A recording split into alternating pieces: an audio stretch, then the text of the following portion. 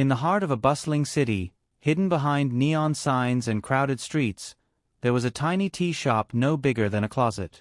The owner, Mira, was a quiet young woman with keen eyes and a restless mind.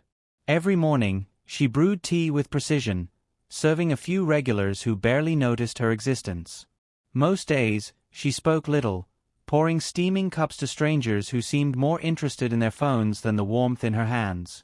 Her shop earned just enough to pay rent, and Mira often wondered if this quiet life was all she was destined for. One rainy evening, a well-dressed man entered, shaking off an expensive umbrella. He glanced around at the empty tables and finally sat at a corner, ordering a simple cup of chai. Mira brought it over, placing it gently in front of him. "You make tea differently," he said, smiling faintly. "It's thoughtful. There's a story in it." Mira froze. She had never thought of tea as a story. "I just make it as I feel," she murmured. The man leaned closer. "Most people live their lives like this tea, rushed, without noticing flavor. But some notice the little things, and they change everything."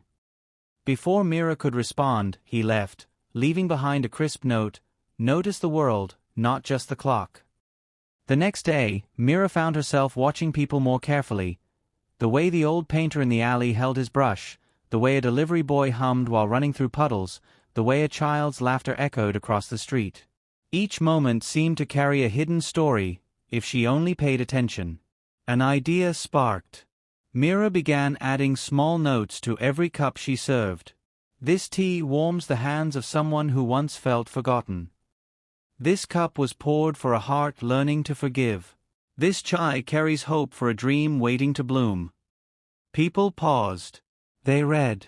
They smiled. Some wiped away tears. The tiny tea shop began to fill, table by table, not because of the tea, but because of the stories in each cup. Word spread like wildfire.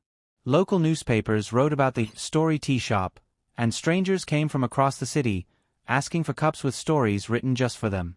Mira realized that she was no longer just serving tea, she was offering connection, meaning, and a little spark of hope. But success didn't stop her curiosity. She began experimenting, learning the history of teas from distant lands, blending flavors no one had ever tried before.